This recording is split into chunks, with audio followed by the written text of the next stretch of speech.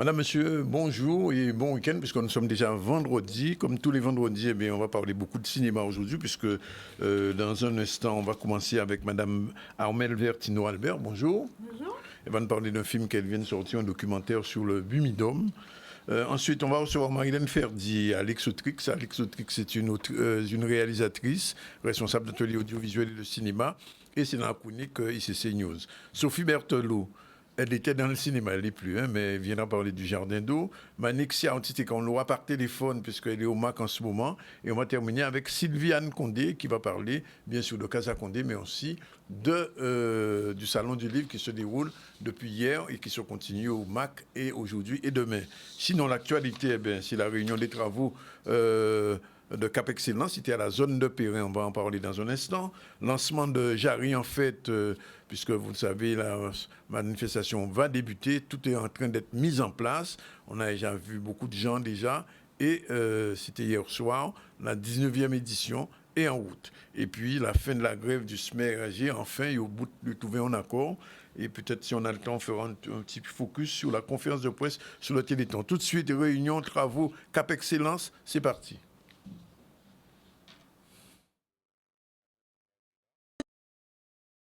Nous sommes ici à Taonaba, le site écotouristique, pour accueillir la première réunion, grande réunion de concertation avec les habitants du quartier, mais également tout habitant de la ville des Abîmes et de Cap Excellence pour pouvoir échanger, concerter, poser des problématiques. Puisque ce lieu, c'est un haut lieu, c'est un pôle santé, il y aura le nouveau CHU, il y aura également un hôtel hospitalier, on a l'agroparc.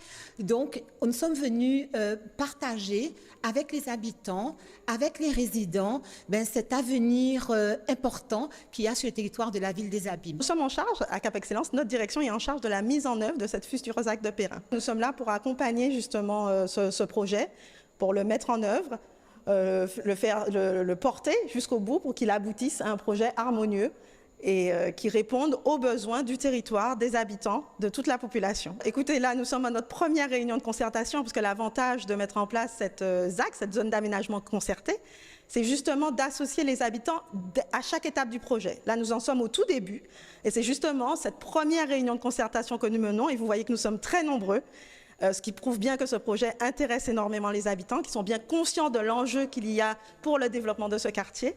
Et donc, effectivement, à ce stade, ils ne sont ni contents ni mécontents, ils sont surtout curieux. C'est toute cette concertation qu'a voulu le président de Cap Excellence pour pouvoir échanger et sortir de cette concertation un projet, un dossier qui va durer quand même 4 ans. Voilà, c'était donc le lancement de Jarry. En fait, on revient sur la réunion des travaux de Cap Excellence. Et là, c'était à Perrin et c'est Michel de Pape. Ce soir, 19e édition de Jarry, en fait, et comme à l'accoutumée, nous rencontrons les chefs d'entreprise. Bien sûr, Jarry, en fait, avec des temps forts, le traditionnel Les Roses à Mansoso, mais aussi également un moment tant entendu par l'ensemble des Guadeloupéens et des Bémaoussiens. Je veux parler du chantier de Noël avec Kassika. Et ça, c'est le 23. Le marché Joie Tradition, là aussi, c'est un moment incontournable, comme cette manifestation de ce soir. Et donc, l'ensemble des Guadeloupéens sont invités et des Bémaoussiens. Les agriculteurs de Bémao, nous sommes à l'origine de cette manifestation.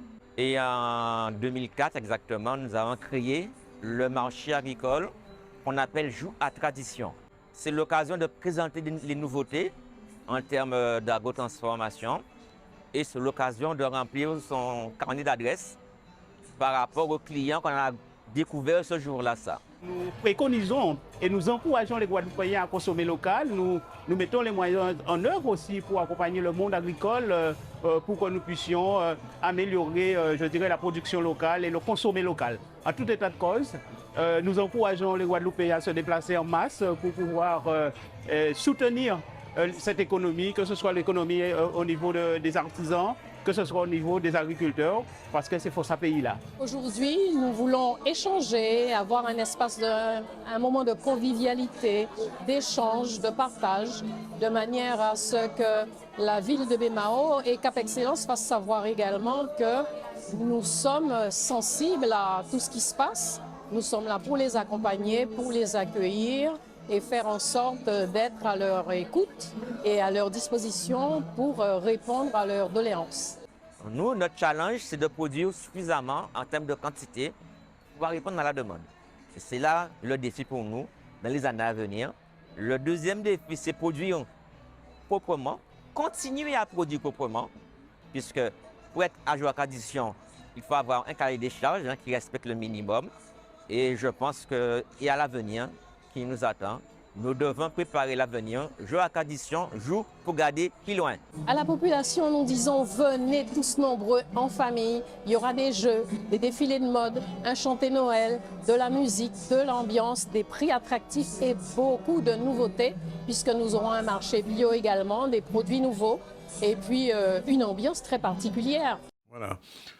Et Jarry, en fait, donc, c'est dans les jours qui viennent. Alors, je voulais dire, on va parler cinéma, puisqu'on reçoit Madame Armelle Vertino. C'est à quoi qu'elle vient ici? C'est qu'elle a un film. Bonjour, merci d'être avec nous. C'est notre première cinéaste femme, puisqu'elle a déjà eu plein d'Oscars, plein de récompenses. Et là, vous avez sorti un film sur le Bumidum. Le Bumidum, puisqu'en fait, il y a 60 ans que le Bumidum avait démarré. Donc, ça continue par l'exil, hein. L'exil, c'est-à-dire le déplacement vers d'autres pays pour pouvoir gagner sa vie. Et c'est ce que le Bumidum avait créé. C'est à partir de C'est dans les années 60, ça, hein? C'était en 1963. 63, exactement. Et 60, oui. Oui. Donc, ça fait 60 ans. Oui. Et qu'est-ce qui vous a donné l'idée de faire ce film? Eh bien, c'est sur un projet Cap Excellence, oui, avec le contrat de ville de BMAO. Alors que j'ai déposé un projet sur l'insertion par le cinéma et l'image. D'accord. Et il se trouve que dans cette formation d'insertion, je n'ai eu que des bacheliers, bac 2, bac 3, bac 4, et des gens qui étaient déjà partis dans certains pays pour essayer de trouver l'avenir, qui sont revenus et qui étaient en inquiétude. Et à partir du moment que j'ai vu que c'était des personnes de ce niveau-là qui venaient dans une formation d'insertion, j'ai tout de suite changé ma façon de travailler. Et je leur ai proposé de choisir eux-mêmes un sujet sur lequel on voudrait réaliser un film. D'accord. Donc, je les ai fait travailler en dynamique de groupe, 3 groupes. Il y a eu 3 sujets qui ont été proposés. Et donc, j'ai organisé un mailing en leur demandant d'être neutres et de choisir le sujet le plus porteur. Oui. Et donc, ils ont tous voté pour l'exil. Mais en tant que formateur, en tant que pédagogue, je ne peux pas les pousser à traiter un sujet sur l'exil sans connaître sa racine. Oui, bien sûr. Donc, il fallait partir du Bumidum qui a été créé, puisque c'est à ce moment-là qu'on a commencé à faire les gens partir en masse vers la métropole pour trouver du travail, pour se former, parce que le chômage était vraiment développé ici, oui, et les gens ne savaient pas où mettre la tête pour trouver du travail. À partir des dégâts causés par la Deuxième Guerre mondiale, il n'y avait pas d'avenir. Oui, mais c'est aussi la cause du fait qu'aujourd'hui, on dit que la Guadeloupe vieillit, parce que tous les jeunes ne sont pas entiers à cette époque-là. Ils ne sont pas revenus, la plupart. Écoutez, on ne va pas parler comme ça. On va parler... Moi, j'ai fait un film de réalité. Oui. Au moment où le Bumidum a été créé, il y avait réellement un chômage. Il n'y avait que les usines, oui, qui pouvaient employer des gens 3 mois dans l'année. Et après, les jeunes devraient se débrouiller, faire Michel Moret pour trouver quelque chose à vivre. Donc, tout le monde avait envie de former une famille, d'avoir un travail régulier. Et donc, Michel Debré, qui était Premier ministre à l'époque, avait mis en place cette formule, parce que justement, le travail bureautique, tertiaire, comme on dit, se développait. Oui.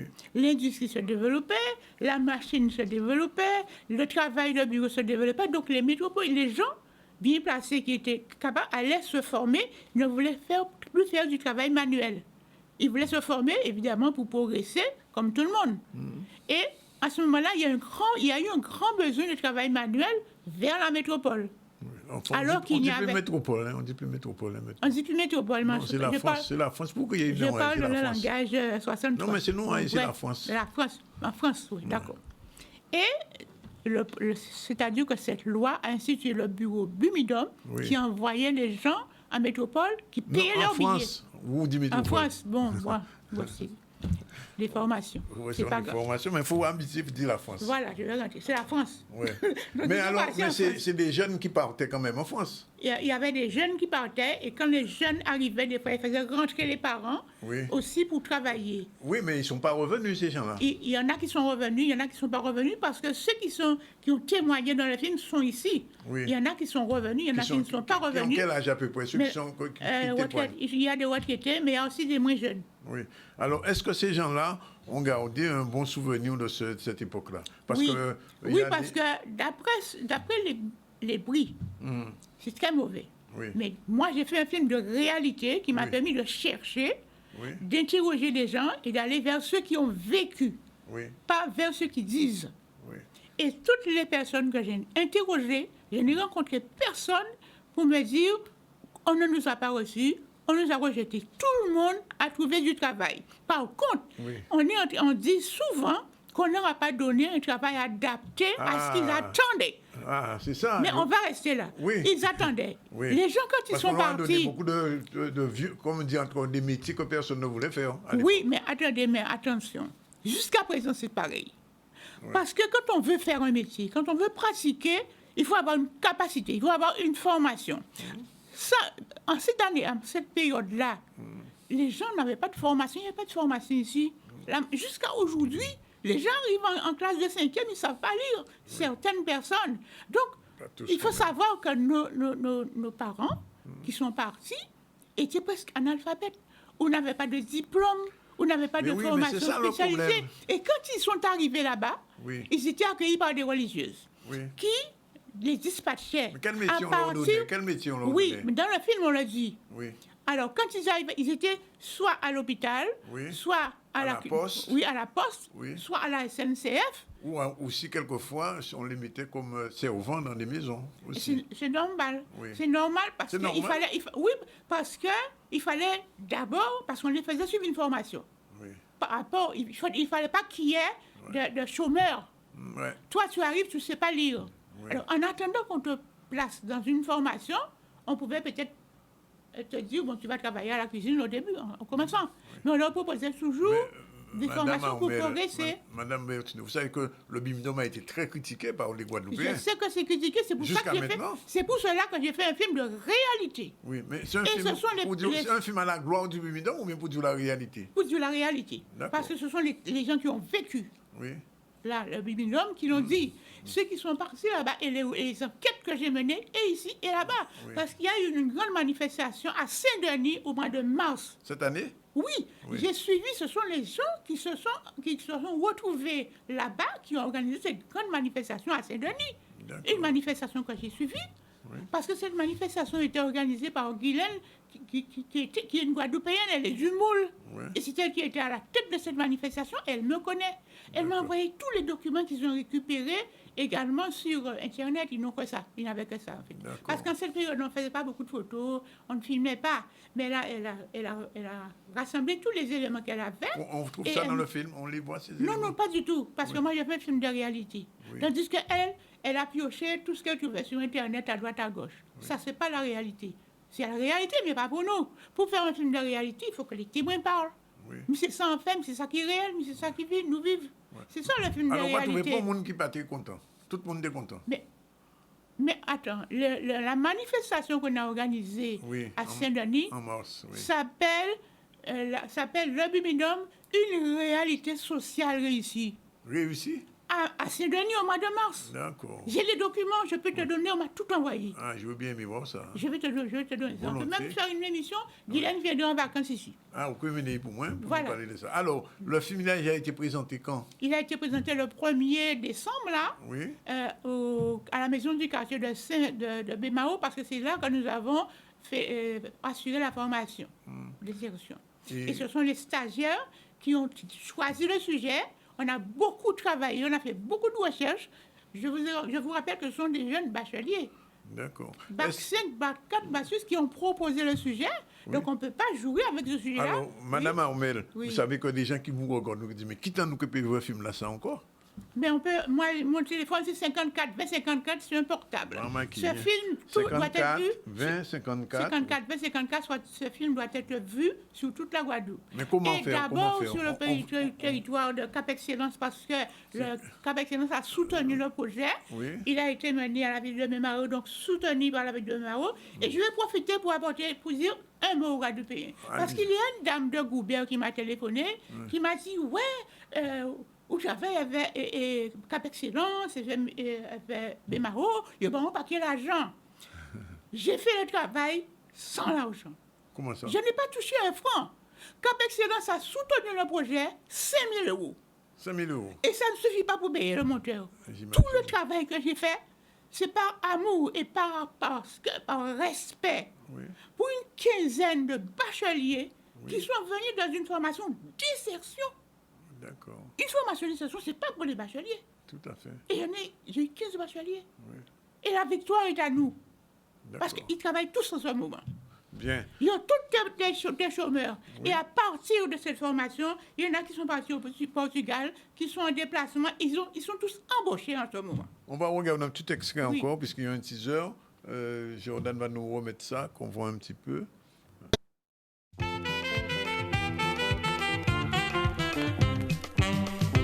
La vie, mais pas qu'on nous développe. Tout le monde nous aboie et tout le monde carré.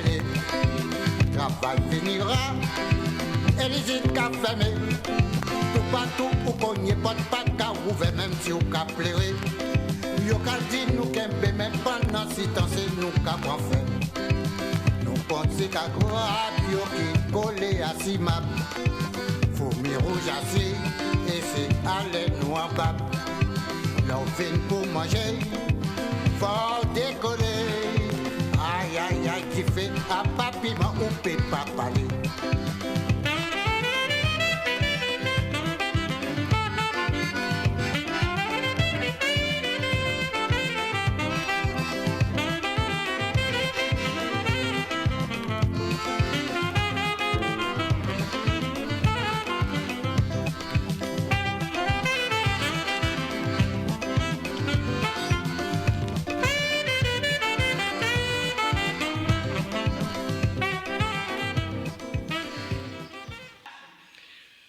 Le Bumidum a été créé en 1963 par le gouvernement. Le terme Bumidum signifie Bureau pour la migration des départements d'outre-mer. Il s'agissait d'organiser le transfert, le départ et l'installation des populations de l'outre-mer vers la France. Les premières traversées se faisaient par le bateau Colombie. Après un transfert par le train, l'arrivée à la gare Saint-Lazare à Paris. Plus tard, des antennes ont été installées à Nantes, au Havre, à Marseille. Ce bureau a duré 20 ans et a disparu en 1982. Qui a créé ce bureau et pourquoi? L'idée est de Michel Debré, impliqué et favorisé par le général de Gaulle. Le but est d'organiser, d'encadrer et d'installer les migrations venues des DOM, départements d'outre-mer. Les critères de sélection? Il n'y a pas de critères définis. Cette sélection porte majoritairement sur les classes populaires jeunes. On a vu la migration des jeunes travailleurs non scolarisés et sans emploi. Par ailleurs, des jeunes déjà installés par le Bumidum demandent à leurs parents restés dans les départements d'outre-mer de les rejoindre, de venir aussi à Paris. Signalant enfin que le dossier est signé par le migrant et seul le voyage aller vers la métropole est accordé. Quelles sont les raisons qui poussent les gens à partir? Cette migration de misère devient un avantage pour les migrants. La raison de partir est principalement de profiter de l'aide de l'État et d'avoir ainsi un voyage payé, un emploi, un logement. Il s'agissait aussi pour les migrants d'échapper à une situation sociale dégradée dans les départements d'outre-mer et ainsi de profiter des opportunités offertes en métropole dans un contexte de déclin de l'industrie cannière avec pour conséquence la fermeture de nombreuses usines sucrières. Non seulement ils obtenaient un emploi après une formation, mais aussi des bénéfices sociaux et culturels comme des prêts, des voyages, des vacances vers des villes de la métropole organisées par des associations en lien avec le BUMIDOM. Les emplois pour les femmes ont été surtout des emplois domestiques, aide ménagère, aide soignante ou à la poste. Pour les hommes, des travailleurs étaient employés comme ouvriers dans les usines, menuisiers, travaillent dans la maçonnerie, aide à la fabrication de voitures, travailleurs à la poste ou à la SNCF. Quelles sont les réactions des parents face à la volonté d'un membre de partir? Souvent, ces parents acceptaient volontiers, par exemple, de s'occuper des enfants de leur fille partante. Il est arrivé aussi que des parents plus âgés soient partis rejoindre, par le BUMIDOM eux aussi, leurs enfants déjà installés en France. Il y a 60 ans que cet organisme a existé. Voilà. Bien, c'est un film qu'il faudra voir si vous voulez qu'il soit projeté dans votre quartier ou dans votre périphérie. 54 20 54, vous appelez Armel Vertino qui a réalisé ce film qui dure combien de minutes? 30 minutes. 30 minutes et qui est disponible. Bien, merci. Combien de films vous avez déjà fait, Madame Vertino? Plus d'une centaine. Une centaine? Oui, plus. Et vous avez commencé en quelle année? Dans les années 70. 70? Bon, ben c'est bien ça, en tout cas, dit aussi premier cinéaste guadeloupéen. Premier cinéaste de la Caraïbe. De la Caraïbe même? Oui. Oui. Et comme femme en plus. Mais en tout cas, merci. Prochaine réalisation, c'est sur quoi déjà vous travaillez? Eh bien, je ne sais pas. Je décide toujours avec les gens qui travaillent avec moi. Je ne prends pas un thème parce que je suis de l'insertion que je fais. Oui. Je travaille avec des groupes de jeunes. Je peux avoir mon sujet à moi que je veux traiter. Oui. Mais là, comme je commence bientôt une formation en insertion, c'est eux qui vont choisir le thème. Bien, ben, on aura le plaisir de vous recevoir la prochaine fois quand vous aurez un nouveau film. Il est 12h53. Nous prenons une première pause et dans un instant, on va recevoir Mme Ferdi et Mme Alix Lutric. On va encore parler de cinéma et je vous rappelle qu'on va recevoir aussi M. Kinasamy, Daniel Kishinasamy, qui vient de réaliser un film qui s'appelle Nom. Il nous parlera de ce film qui va être diffusé à partir de ce soir sur les écrans du Ciné Star. Tout de suite.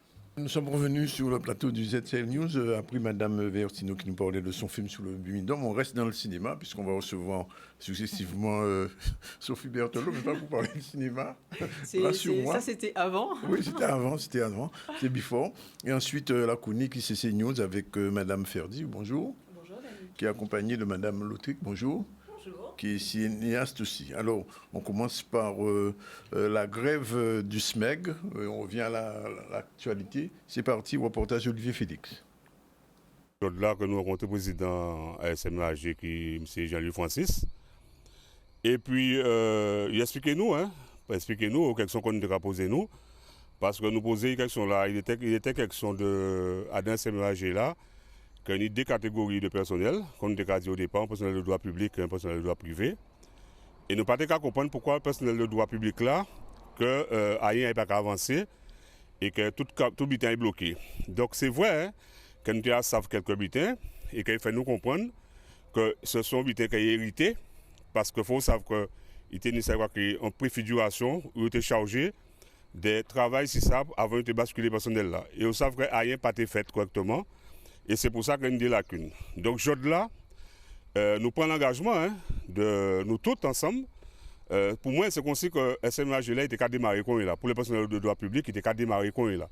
On constate aussi, que contrairement à ce qu'on était qu'à penser, qu'il y a une loi avancée qui est faite au niveau du centre de gestion, au niveau de la CNACL, tout ça nous a posé comme question. Il y a une loi avancée qui est faite. Et nous avons des dates que tout le est OK. Jeudi jour, on peut dire que nous traper des réponses aux questions qu'on nous a posées nous. Et que dans le gros, on satisfait. Et puis nous avons dit que là, que nous pouvons dire que nous allons reprendre le travail, mais nous allons rester quand même vigilants et nous allons suivre les dates qu'on a nous, que nous sommes véatifs. Voilà, c'est la fin de cette grève dans le secteur de l'eau. On ne va pas quitter l'eau puisqu'on va parler du jardin d'eau. Ah, joli. Et oui, c'est attendu. Oui, alors, le jardin d'eau, question. Oui. Question. Où sommes-nous? On y est. On est dans un bel écrin qui reçoit des manifestations, qui reçoit des choses souvent. Et Et disons que dans cette période où on est un peu sous pression, ça fait du bien.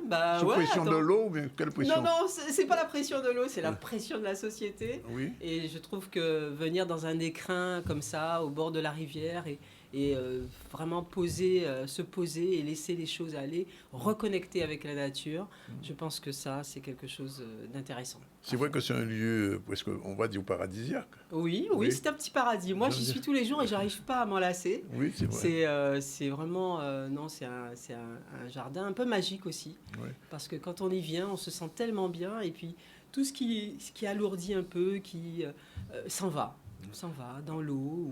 Alors, quel type de manifestation on peut organiser au jardin? Alors, nous, en fait, on est un écrin. Alors, bon, tu vois, l'année dernière, on avait accueilli VG Créole. On accueille beaucoup de manifestations d'entreprises, des séminaires, des choses comme ça, ou des choses beaucoup plus en petits groupes, des associations qui viennent.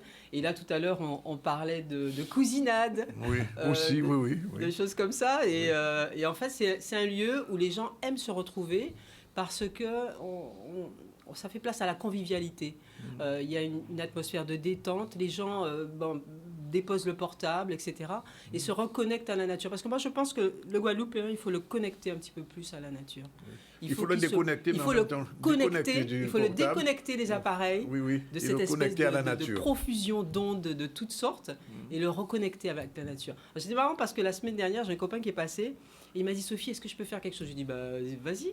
Il s'est mis à rouler dans le gazon. Carrément. Il m'a dit, j'avais pas fait ça depuis tellement longtemps. Je dis, voilà, il faut venir, se rouler dans le gazon, finir dans l'eau, retrouver des gens, organiser des méga pique-niques, etc. C'est un endroit apaisant, il faut le dire. Oui, c'est un endroit apaisant et qui a été créé dans cet esprit-là, autour de l'eau, puisqu'à l'époque, ma mère l'avait créé avec aussi en parallèle l'aquaculture, etc. Donc on a gardé cette dynamique de l'eau. L'aquaculture, c'est fini? Oui, l'aquaculture, c'est fini. Vous savez, tu sais que beaucoup de rivières à l'époque ont eu des pollutions diverses et variées. Et donc du coup, mais là, là je vois des images de la rivière. Et ça fait rêver quand même. Hein. Oui, et puis c'est bien parce que moi, on accueille aussi beaucoup d'enfants dans des associations, des choses comme ça. Et ça les reconnecte. Alors, les enfants, ils arrivent, ils courent, ils crient, ils hurlent, et c'est magnifique. Parce que tu sens qu'ils reprennent quelque chose, la possession des lieux, quoi. Et alors, à quelle période le jardin d'eau est le plus, fréquenté? Alors, le plus fréquenté, c'est juillet-août. Juin, juillet-août. Ce sont vraiment les 3 gros mois. Il y a beaucoup de vacanciers, les gens sont en mode détente, etc. Après, il y a plein de petites vacances. On a beaucoup d'associations qui viennent.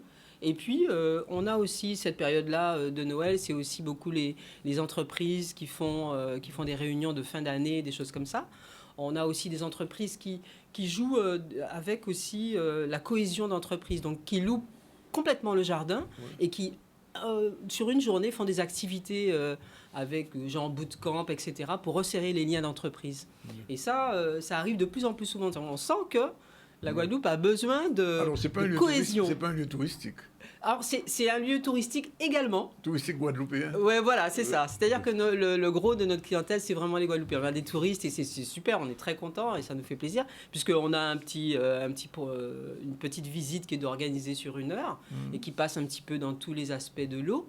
Mais c'est vrai que le gros de notre clientèle, c'est les Guadeloupéens. Alors, comment on dit un numéro de téléphone éventuellement? Écoute, c'est un numéro super facile à retenir. Oui. Ah oui, pour faciliter. Parce que c'est pas possible. C'est vous qui choisit? C'est pas moi qui choisis. À l'époque, c'est 0590 95 95 95. Oui, on peut pas oublier ça. Si tu gardes le 95 en tête, c'est bon. Oui, 95. OK. Bon, on souhaite que maximum de Guadeloupéens ceux qui ne connaissent pas. Mais oui, ceux qui ne connaissent pas. Et j'ai été poussé par des amis qui me disent, mais non, il faut que tu en parles, on est trop bien chez toi. Oui, c'est vrai. Moi, je pense que c'est nécessaire, la rivière, la campagne, et c'est beau. Bon, merci Sophie. C'était avec plaisir, Daniel. Et on te reverra bientôt dans une chronique d'une dame qui est tout près là. Oui, je sais, mais il n'y a pas de problème. Oui. Merci. Voilà. Alors, il est déjà 13h09 entre-temps. Monsieur Alain Kinsami est arrivé. Bonjour. Oui, bonjour. Juste un petit mot, je vous ai dit très brièvement, puisque vous avez un film qui sort. Oui. Alors, qu'est-ce que c'est ce film? C'est Nome, l'histoire du premier super-héros antillais, qui est ce soir au Ciné-Star à partir de ce soir 18h30. Oui. L'histoire d'un jeune homme qui fait des rêves prémonitoires chaque nuit et qui se donne comme devoir de sauver des gens chaque jour. Voilà. Et malheureusement, ce ne sera pas toujours facile. Il va se passer un certain nombre de choses. C'est aussi ça l'histoire, c'est aussi ça le sel du film. C'est qu'il va se passer un certain nombre de choses qu'il ne voyait pas, qu'il ne s'attendait pas. Et là commence toute l'histoire du film. C'est pas votre premier film? J'ai fait un film Mauvais Choix il y a 3 ans. Oui, je me souviens, Mauvais Choix. Oui, Mauvais Choix avec Werwana, M. Sadik, Admiral. C'est le nom qui avait aussi M. Sadik et compagnie. C'est ça, exactement. Il y a 3 ans déjà. Et c'est un moyen métrage, il faisait 52 minutes. Et celui-là? Il fait 1h50. C'est un long métrage. Il a été tourné en Guadeloupe uniquement? Non, Guadeloupe et Martinique. On a tourné 4 semaines en Guadeloupe, 1 semaine en Martinique. Oui. Et donc il est diffusé de ce soir et toute la semaine? Toute la semaine, oui. En Guadeloupe, au Ciné-Star des Abîmes. Il est aussi au Ciné-Théâtre du Lamentin. Il est le 12 au cinéma Robert Loison et à la réouverture de Basse-Terre. Il est aussi au Madiana à partir de ce soir en Martinique au Madiana. C'est un film inter-Caraïbes alors. Et à l'Agora en Guyane aussi à partir de ce soir. D'accord. Et ça prend combien de temps pour tourner un long métrage comme ça? Ça dépend. Après, si on a une bonne équipe, si les acteurs ont bien travaillé en amont. Là, on a travaillé sur 5 semaines de tournage. Oui. Après, c'est un projet que j'ai depuis, dès que j'ai fini Mauvais Choix, il y a 3 ans, je me suis mis à fond dessus. Donc, il faut quand même au moins 3 ans, entre 2 et 3 ans, pour pouvoir boucler. Oui. Alors, Mauvais Choix, j'avais vu, il y avait quelques petits soucis. Ça s'est amélioré au niveau de la technique? C'est vous qui me le direz. Mais Mauvais Choix, alors, c'est bien aussi d'en parler parce que Mauvais Choix, je le dis, je n'ai aucune... J'ai tourné Mauvais Choix, j'ai eu pas mal de péripéties. Oui. J'étais assez novice dans le milieu, j'arrivais, j'avais envie de faire mon film. On m'a dit, ça se passe pas comme ça, il faut trouver un producteur. J'en avais trouvé un qui m'a mis une crampe internationale qui a duré presque 1 an. Finalement, quand j'avais tellement envie de faire mon film que je me suis dit, c'est pas grave, je vais le faire avec mes moyens. Ce que j'ai, ce que je peux, je le ferai. D'une manière ou d'une autre, je veux le faire, je le ferai. J'ai mis des sous de côté. Très peu, parce qu'en vrai, ça coûte très cher de faire du cinéma. J'ai commencé à tourner Mauvais Choix avec 3 000 €, ce qui n'est rien du tout.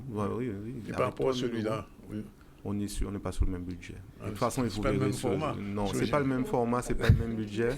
Et vous verrez la différence parce que moi, je suis hyper fier du résultat. Là, on a fait l'avant-première mercredi. Hier soir, il était au Ciné-Théâtre du Lamentin. Les premiers retours sont juste magiques pour moi. Voilà. On va voir un petit extrait, le teaser, la bande-annonce tout de suite.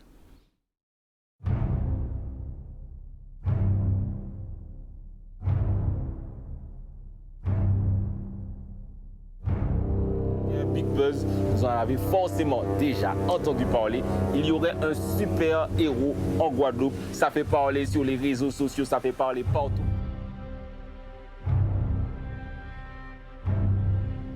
Hey Nom, si tu me vois, sache qu'on est avec toi, mon frère, ok?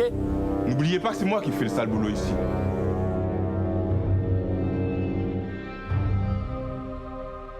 Tu n'es pas Dieu, Jules, tu ne pouvais pas savoir. C'est moi qui ai vu. C'est toi et moi.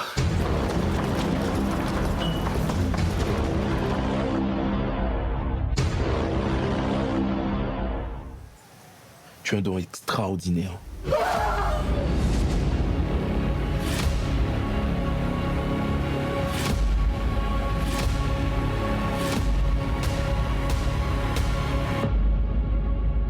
Tu es certainement le plus puissant d'entre nous. 18h30. Juste une dernière question. Vous avez dit que c'est le premier super-héros guadeloupéen antillais. Ça veut dire qu'il y aura une suite? On laisse un petit peu. De toute façon, généralement, c'est la question qui m'est posée à la fin. Donc, je pense que la fin laisse penser ça. Oui, bon. On verra. Ben, on verra, on viendra voir. C'est un beau film, c'est un très beau film. Pour en parler. C'est un très beau film. J'en suis super fier en tout cas. Comme on dit, le mauvais jeu de mots. Donc c'est un bon choix cette fois-ci. C'est un bon choix. C'est un bon choix. Bien. Non, mais après, je suis conscient. Non, mais parce que je suis conscient. Mais vous savez, c'est important de comprendre. C'est ce que j'explique autour de Mauvais Choix. Oui. J'avais pas les moyens de faire. Non, c'est la direction d'acteur qui était un petit peu. Oui, parce que tout est mal tombé. C'était en période de Covid aussi. Faut voyager, c'était compliqué. Faire les gens venir, faire les gens travailler avec les personnes, tout était compliqué. Ouais. Et le projet était déjà ficelé. Donc j'ai voulu quand même le faire. effectivement, ça a souffert d'un certain nombre de choses. Il faut bien débuter une fois. Oui. Mais j'espère que vous irez le voir. Et surtout, je suis persuadé je ferai le bon choix. Qu'après non, je suis persuadé qu'on discutera. Pas de problème, Monsieur Kishna. Ok, voilà. On va pas quitter le cinéma puisque c'est la chronique de Marilyn Ferdi. Oh, bonjour, Madame Ferdi. Bonjour. Générique, c'est parti pour le l'ICC News.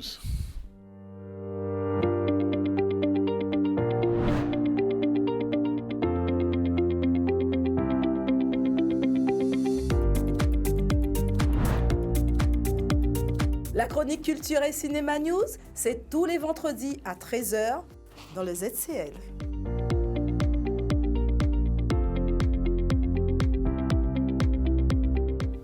Alors, c'est la première fois qu'on vous revoit depuis votre grand événement, votre big event, comme on dit en anglais.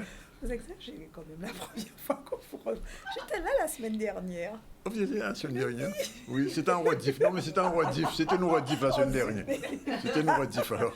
Donc, c'est la première fois que vous êtes là en live, Madame Ferdi. Oui, je reviens en live, parce que c'est vrai que ça a laissé des traces. J'étais très, très, très fatiguée. Oui.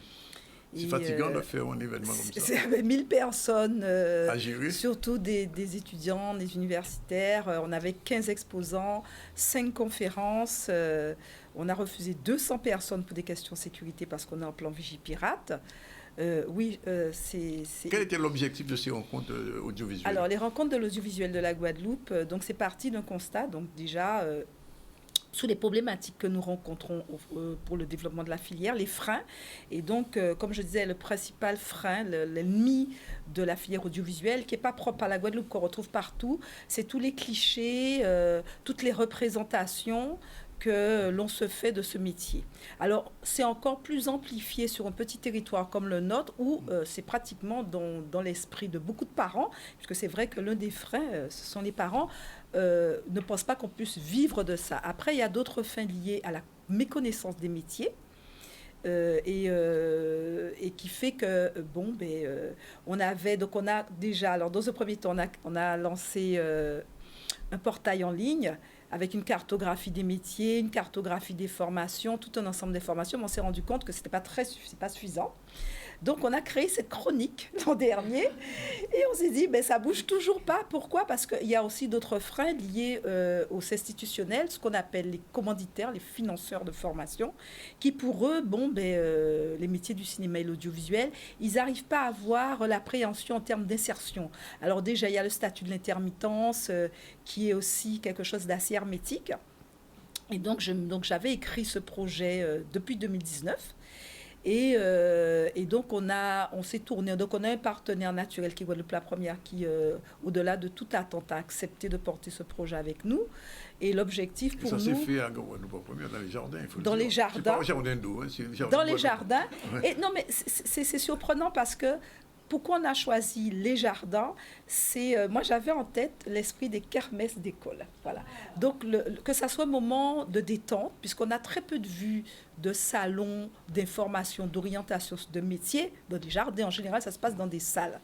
Parce que je voulais garder cet esprit, que les jeunes puissent gambader et puissent découvrir.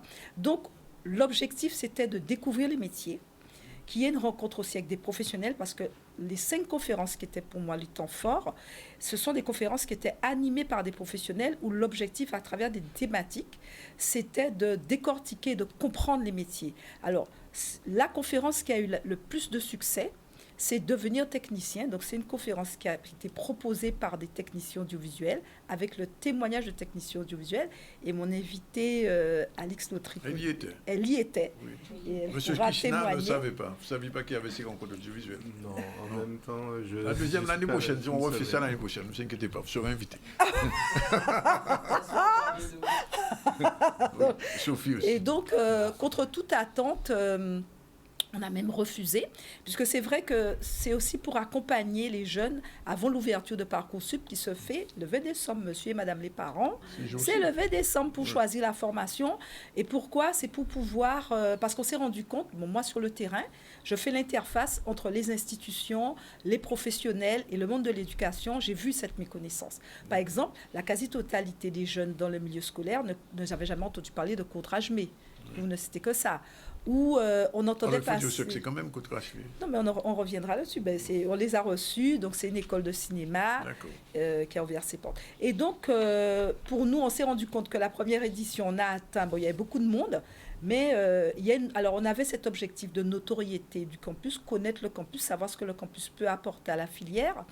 Mais on s'est rendu compte qu'il faut vraiment une deuxième et une troisième édition si on veut commencer à atteindre les objectifs. C'est un feuilleton. Voilà. Bon, alors il y avait l'INA quand même, vous ne l'avez pas dit. Alors, moi, j'étais surprise parce que l'INA, c'est un partenaire naturel avec qui je travaille depuis que je suis dans ce campus en 2019, ainsi que la FEMIS. Et j'étais très surprise quand les deux représentants de l'INA m'ont dit « Mais nous, on n'a jamais été invités en Guadeloupe. » Et pourtant, la Guadeloupe, terre de cinéma, avec 8 festivals, encore avant-hier, j'étais invitée pour témoigner dans une conférence proposée par l'Université Antilles-Guyane sur les industries cinématographiques. De l'extérieur, la quasi-totalité, que ce soit en France ou dans la Caraïbe, on se regarde sur la Guadeloupe, on a cette reconnaissance de terre de cinéma. Et bon, paradoxalement, non, ils n'ont jamais été invités. Alors, vous avez une invitée quand même qui a envie de parler, je sens ça, elle est en train de bouillir. Alors, aujourd'hui, j'ai tenu à recevoir Alix Lautric. Oui. Alors, Lautric, tout le monde connaît, c'est un nom très connu dans le milieu artistique. Et Alix, ce qui me plaît, c'est son parcours. Alors, pour rappeler, pour ceux qui nous suivent pour la première fois, donc c'est une chronique qui est proposée dans le cadre pédagogique, donc par le campus audiovisuel et cinéma. Et l'objectif, c'est de pouvoir comprendre les métiers à travers les parcours professionnels des invités que nous recevons. La particularité, ce sont des invités qui vivent de ça, donc c'est le métier. Et c'est aussi pour démystifier tous ces clichés. Et Alix, c'est un parcours qui est très intéressant, dans lequel beaucoup de nos étudiants du BTS des métiers de l'audiovisuel pourront se retrouver. Pourquoi? Alors, on va commencer. Donc, Alix, c'est une Guadeloupéenne, pour ceux qui ne savent pas, qui a grandi, élevé en Guadeloupe, et qui très tôt s'est intéressée au cinéma. Donc, au collège, c'était quelque chose qui était affirmé. Et la chance, je pense que ce qui a nourri Alice dans ses choix dès le départ, c'est qu'elle a un père artiste peintre qui n'est plus à présenter et une maman aussi ouverte à la culture. Donc, elle est née dans ce milieu de l'image et de milieu artistique. Elle a fait aussi au lycée une option artistique, littéraire. Et donc, tout naturellement, elle a décidé de poursuivre. Alors, à une époque où on ne parlait pas beaucoup d'audiovisuel, donc c'était en 1997, on n'avait pas encore décidé que la Guadeloupe était une terre de cinéma. On n'en était pas loin, 7 ans plus tard, ça a été le choix. Et contre toute attente, sa mère l'a encouragée et l'a même accompagnée, puisque fallait faire de la spéologie pour pouvoir trouver des filières audiovisuelles. Et donc, elle a pu faire un BTS des métiers de l'audiovisuel, option réalisation. Alors, il faut savoir qu'on ne fait plus ce type d'option actuellement. Et une fois que son BTS en poche, Alix a poursuivi à l'université. Pourquoi? Parce qu'elle voulait devenir réalisatrice. Son premier film, elle a réalisé, c'est Le Barman. Ah bon? Le Barman. Et alors, moi, j'ai une colle à vous proposer, Monsieur Zandronis. Une colle. Son film a été, donc on peut voir l'affiche de ce film. Donc, c'est une production 100% guadeloupéenne. Et son film a été sélectionné pour le Festico. Avez-vous entendu parler du Festico? Festico, non. Non. Ah, moi, je jubile pour une fois que je... Vous ne connaissez pas le Festico? Non. Allez, je vais vous donner un petit indice. On est sur le continent africain, l'Afrique francophone. Je connais le Festico, mais oui, on connaît le Festico. Le Festico, c'est en Côte d'Ivoire, j'imagine. Non, même pas. Vous n'allez jamais imaginer. Merci, voilà, l'expert au cinéma. Au Cameroun, ah oui. Alors, et pourtant, je suis allé au Cameroun, mais on n'en a pas parlé. Voilà. Je ne suis pas allé au moment où il fallait. Voilà. Alors, le Festico, mais bon, alors pour tout vous dire, et c'est ça que j'aime, c'est à travers la biographie de mes invités que j'apprends des choses, que je découvre et que je partage. Et donc, le Festico, c'est un festival de films humoristiques et qui se fait à Yaoundé. D'accord. Et donc, elle y a été. Bonjour. Alors, donc vous êtes votre second film, c'est ça? Alors, ça, c'est un film que j'ai, un court-métrage, parce qu'on parlait de long-métrage tout à l'heure, mais ça, c'est un court-métrage que j'ai réalisé dans le cadre du Kino. Oui. Donc, à l'époque, il y a quelque temps quand même, il y avait le Kino. Donc, on se regroupait entre professionnels du cinéma et il y avait, on avait un thème, voilà, choisi en fonction de l'actualité ou du moment. Donc là, on a eu le Kino Blague. qui était réaliser un film humoristique. Donc le barman a été réalisé à ce moment-là. Et c'est vrai que j'ai été contactée. Alors, le barman a été sélectionné au festival Cinestar, mais je ne m'attendais pas à avoir un email un jour de quelqu'un qui m'a dit « Je représente le Festico, je suis au Cameroun et j'aimerais beaucoup que ton film participe à notre festival. » Donc, je l'ai envoyé, tout s'est très bien passé. Il m'a même envoyé des images, d'ailleurs, de comment ça s'était passé là-bas. Et puis, il a réutilisé des années après. Je suis toujours en contact avec eux, d'ailleurs. Mais ça a été une très belle expérience, ouais. Et vous avez déjà d'autres projets en cours? Alors, c'est vrai que maintenant, je travaille plus en tant que responsable d'atelier audiovisuel. Oui. Donc, c'est un peu mon métier tous les jours, de faire découvrir l'audiovisuel aux jeunes. Voilà. Donc, de la l'éducation. formation, c'est ça? Pas vraiment de la formation. Je fais des ateliers audiovisuels dans les établissements scolaires. Donc, c'est vraiment faire découvrir aux plus jeunes la façon dont sont créés les films. Et ça se passe très bien. Donc, je travaille avec Ciné Roulé. Donc, on fait de l'éducation à l'image par les films. Voilà, on fait découvrir des films. Vous ferez plus de films, ça? Je pense que oui. Ah, quand même, rassurez-moi. J'espère que oui. J'ai pas... c'est vrai que je participe à d'autres projets, mais j'ai pas de projet directement en tant que réalisatrice, mais ça viendra. D'accord. Oui. Alors, excusez-moi. Alors, si je l'ai invité, c'est pas pour parler de son métier réalisateur, c'est surtout par rapport à son parcours de BTS. Pourquoi ? Parce qu'il faut savoir que pour les téléspectateurs qui ne le savent pas, dans le milieu du cinéma, il y a deux grandes familles. La famille de la technique, qu'on connaît, et la famille de la création. Et souvent, les jeunes qui se destinent à la technique, on leur dit, vous ne pourrez jamais être technicien. Moi, je prends un exemple. Il y a des jeunes qui sont dans le BTS des métiers de l'audiovisuel, option image, et qui sont auteurs, aiment écrire et aimeraient réaliser des films. On leur dit non, tu es un technicien, tu ne pourras pas être réalisateur. Et moi, je voulais poser la question suivante à Alix. Quel conseil on peut donner à un jeune qui est technicien et qui a cette ambition de vouloir devenir réalisateur? Déjà, est-ce que c'est possible? Oui, moi je pense que c'est possible. D'ailleurs, c'est important d'avoir cette formation technique. Ça ne peut pas être une mauvaise chose. On sait comment fonctionnent les étapes de création de film, ça peut être qu'un plus. C'est vrai qu'on a tendance à penser que la réalisation, c'est un métier artistique, mais la réalisation est aussi un métier technique. Donc, il y a une partie artistique, mais il y a quand même une partie technique. On doit être... Oui, qui est très importante. Et c'est vrai qu'en France, on a ce cursus où on sépare la technique de l'artistique. Moi, je pense que si on a étudié la technique, ça ne peut être qu'un plus.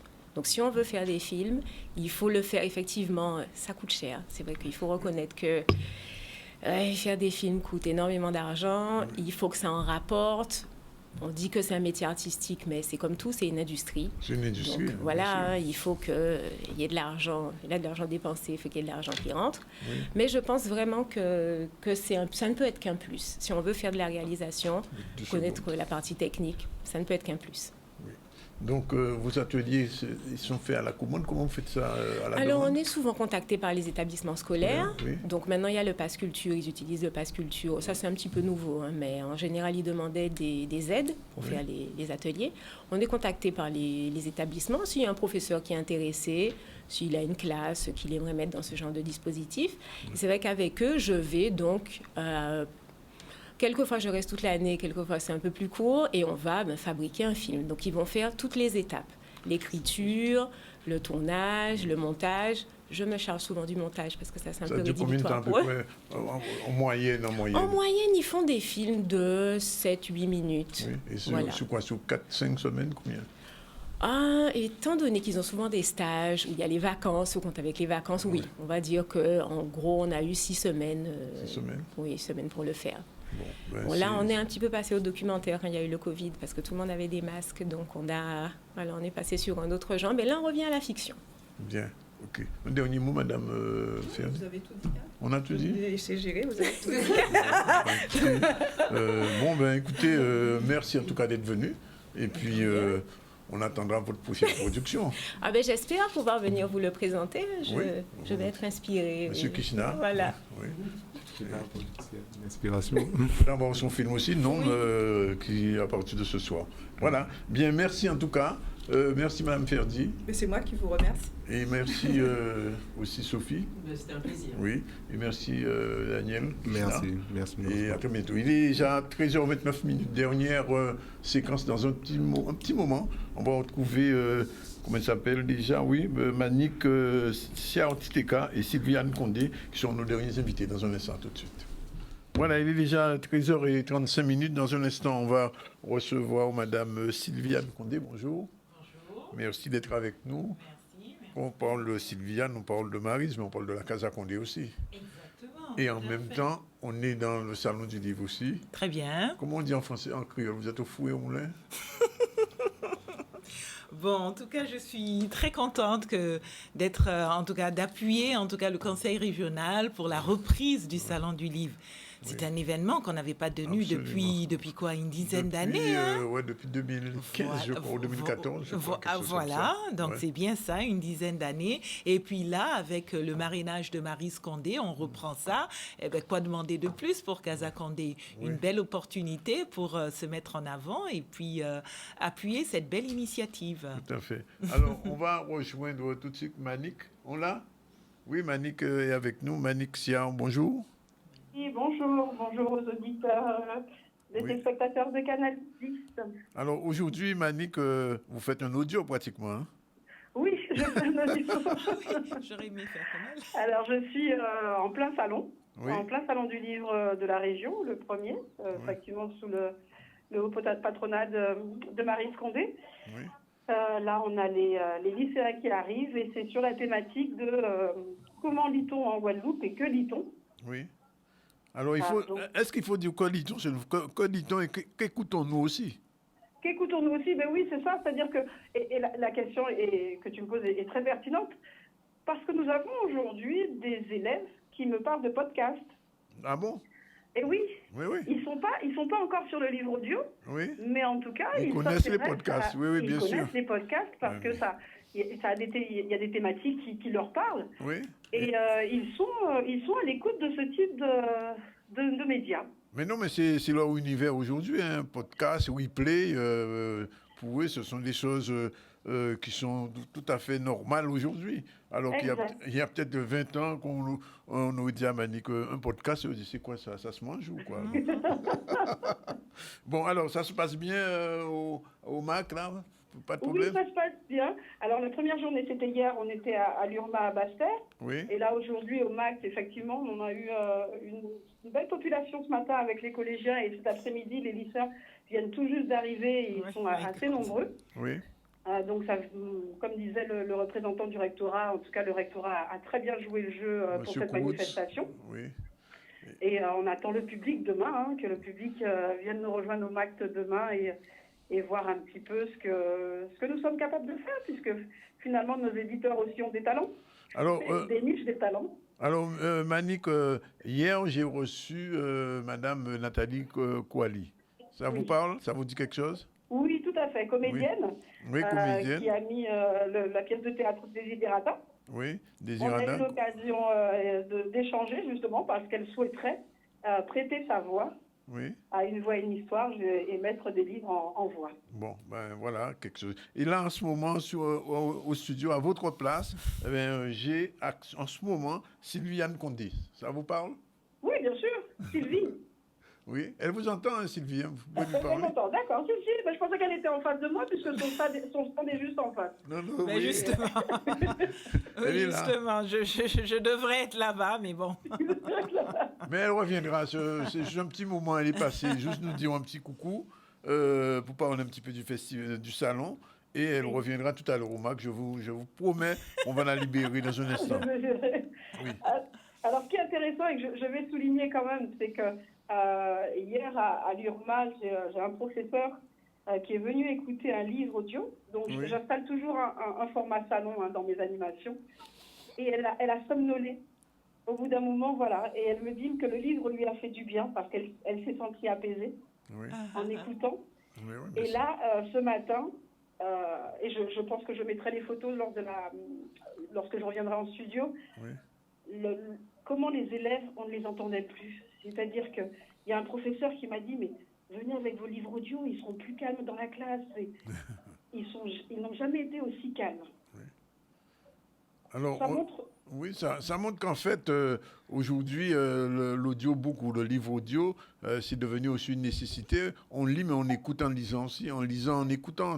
On fait les deux à la fois. C'est ça, on fait les deux à la fois, et finalement on apprend à écouter, on apprend à être attentif, et ça oblige à être dans une posture active d'écoute. Et donc on ne peut pas être en train de bouger dans tous les sens. Ça veut dire quoi, par exemple, je peux faire mon jogging avec un livre audio à l'oreille? Oui, bien sûr. On a eu ce retour-là de nos auditeurs qui nous a dit qu'il était en salle et qu'il faisait avec des audiobooks. Et oui, ça entraîne, ou même comme la musique, hein, c'est quelque chose qui peut entraîner. Ça nous permet de libérer un petit peu l'esprit et de pouvoir être concentré sur ce qu'on fait. Oui, c'est possible. Ménage aussi. Hein. Oui, Manick, je pose la question quand même. S'il fallait choisir un livre de Maryse Condé à mettre en audio, ce serait quoi? Rêve amer. Pardon? Haïti chérie. Rêve amer. D'accord. Ok. Bien. Manick, deux petits mots quand même sur Montréal, où vous étiez l'autre semaine. Oui, alors Montréal. Alors ce qui est intéressant, c'est que je vais avoir encore un petit peu plus de recul parce que ça fait une semaine. Donc ça s'est très très bien passé puisque sur place, j'ai pu constater que la maison d'édition Une Voix, une Histoire avait quand même un temps d'avance par rapport à ce qui se fait ailleurs. Et ce qui me réconforte encore plus, c'est qu'entre hier et avant-hier, j'ai reçu des mails de personnes que j'ai rencontrées là-bas et qui me disent qu'il faut absolument qu'on travaille ensemble, quand est-ce qu'on commence à travailler ensemble. Donc des retours très positifs. Ça positionne encore une fois, et je ne vous parle pas de ma maison d'édition, hein, mais ça positionne encore une fois la Guadeloupe sur un domaine au niveau de la littérature où on était un peu mis de côté. Oui. Et là, en fait, voilà, ça redynamise toute cette machinerie et se dire qu'à l'extérieur, on veut pouvoir travailler avec nos talents de Guadeloupe sur un tout petit caillou qu'on appelle Guadeloupe, c'est juste extraordinaire. Bon, écoutez, Manick, on vous remercie et puis on vous retrouve demain puisqu'on passera voir un petit peu ce... Oui. On passera à écouter. On passera pas voir, on passera à écouter. Et un appel à toute la population, sincèrement. Oui. Voilà, on dira ce qu'on veut. Aujourd'hui, on a une manifestation autour du livre. On le fait pour la population, mais il faut qu'elle vienne. Il faut absolument qu'elle vienne. Pas pour obliger à lire, mais pour déjà regarder ce qu'on fait. Déjà ça, faire la démarche de venir voir qu'en Guadeloupe, on produit ce qu'on écrit. Oui. Et après, en discutant avec les auteurs sur les dédicaces, voir avec quel ouvrage on repart à la maison. Mais il faut absolument venir. Bien, alors je vais d'abord libérer aussi Sylviane pour qu'elle revienne. Oui. Sylviane, alors Sylvie, juste deux petits mots quand même sur la Casa Condé. Il y a eu beaucoup de manifestations depuis la création. Depuis la création, c'est-à-dire depuis février 2023, oui, pas mal de manifestations, des soirées littéraires, et puis aussi le fait d'avoir décrété l'année, cette période-là aussi, la saison culturelle Maryse Condé, ça nous a un peu reboosté. Dans la mesure où on a eu le lancement de la session culturelle avec la pièce de théâtre de Nathalie Kwali, et puis le salon du livre, et on aura pas mal d'activités qui vont suivre. Donc oui, effectivement. Donc, c'est une case qui est ouverte. Une case qui est ouverte, complètement ouverte. Et puis aussi, on a travaillé un petit peu récemment avec le Festival d'Amérique, voilà. Voilà. Une dernière question, quel est le dernier livre de Maryse? Le dernier livre de Maryse, c'est toujours c'est l'Évangile du Nouveau Monde. Hein? C'est ça, l'Évangile du Nouveau Monde. Il y a pas eu de nouveau. En production déjà encore? Peut-être un abécédaire, mais on ne sait pas encore. On attend un peu. Je ne sais pas très bien ce qui se passait au niveau de l'abécédaire, les raisons du retard de sa parution. Mais bon, voilà. C'est prévu. Bien, écoutez, merci d'être venu. D'accord. Bon salon. Oui, et puis surtout, on espère que les gens vont venir nombreux. On avait les établissements scolaires jeudi et vendredi. Oui. Et demain, c'est ouvert au grand public. Et donc, on les attend. Et il y a la pièce des Iradas. Donc, on attend tout le monde pour ce salon du livre, voilà, qui est une belle reprise, en tout cas. Merci Sylvie, merci Manick. Voilà, on revient donc très rapidement sur nos invités du jour. On a reçu ce matin Omer Vertino Albert, qui nous a présenté son film sur le Bumidum. C'est un film qu'elle a réalisé qui dure 30 minutes et que vous pourrez voir bientôt. Ensuite, on a reçu Marilène Ferdi et Alex Lautric, réalisatrice responsable d'ateliers audiovisuels et de cinéma. C'était la chronique cinéma. On a reçu aussi un réalisateur, Kishnama, monsieur Kishnama, Daniel Kishnama, qui était notre invité et qui va présenter, qui présente après de ce soir un film qui s'appelle Nom, qu'on pouvait voir à partir de ce soir au Ciné-Star. Manixia Antiteka est en direct avec nous depuis le Salon du Livre au MAC. Et puis, on vient de terminer avec Sylviane Condé. Sinon, l'actualité, c'était la réunion des travaux à Cap Excellence. On a aussi parlé du lancement de Jarry en Fête. Et c'est la fin de la grève du SMAG. Tant mieux. La semaine prochaine, vendredi, Glou en toute sauce, ils seront là. Et ils feront le point sur l'actualité de l'eau en Guadeloupe. Toujours ni bab, toujours ni problème, vous le savez. Je rappelle aussi, puisqu'on parle d'eau, qu'en ce moment, les 5 corps du crash aérien qui a eu lieu la semaine dernière, vendredi dernier exactement à 10h30, mais les 5 corps ont été extraits de l'eau, remontés, et les familles pourront faire leur deuil vraiment avec les victimes. On rappelle que c'est un accident d'avion qui a eu lieu la semaine dernière. Aujourd'hui, nous n'avons pas de précision sur les causes de cet accident, mais probablement nous y reviendrons dans les jours qui viennent. Voilà, c'est fini pour aujourd'hui. La réalisation était assurée par... Oui, là là, il me le rappelle. Oh là là, t'as qu'à oublier ça. Vendredi 8 décembre, effectivement, Parole à Pays là. Cool clarinette. Timoun là, un cool clarinette en sauté. Oh, Timoun là, un cool clarinette. Alors, le gamin a sorti un de ses jurons. J'en ai sursauté. Et aussi, il y a aussi la musique. On a le Golden Zouk, oui. On a le Golden Zouk avec, c'est vrai, tous les jours maintenant, je l'ai dit, le ZCL Golden Nostalgie. Et aujourd'hui, c'est avec une chanteuse guadeloupéenne qu'on connaît bien en Guadeloupe. On n'a pas vu depuis longtemps, mais elle est là. C'est Jeanne Faustin. Jeanne Faustin qui était dans le groupe Zouk Machine. Et qui a eu un succès. Puis elle a fait un duo aussi avec Christos, Mehdi Christos. Et on se souvient d'elle quand elle avait enregistré Maldon, qui a été un très très grand succès. La musique dans la peau. On écoute un petit extrait et on se quitte là-dessus.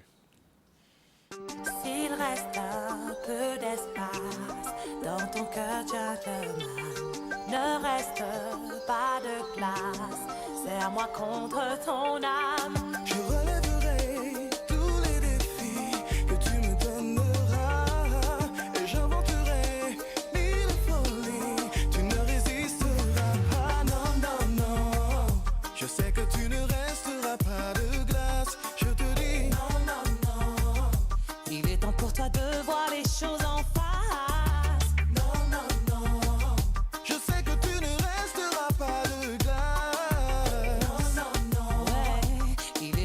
De voir les choses en face, en face. Même si ton cœur est en sursis, même si tu n'as pas tout compris, je serai l'ange de tes vies.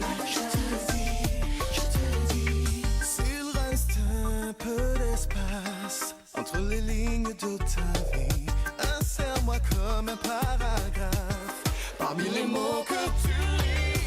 Je relèverai tous les défis que tu me donneras et j'inventerai mille folies. Tu ne résisteras pas, non, non. Je sais que tu ne resteras pas de glace. Je te dis non, non, non. Il est temps pour toi de voir les choses en face. Non, non, non. Je sais que tu ne resteras pas de glace. Non, non, non. Ouais. Il est temps pour toi de voir les choses en face, en face. Même si ton cœur est en sursis, même si tu n'as pas tout compris, je serai l'ange de tes vies. Tu ne resteras pas de glace. Je te dis non, non.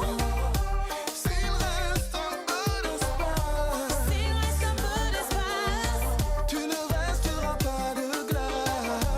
je te dis non, non, non, non.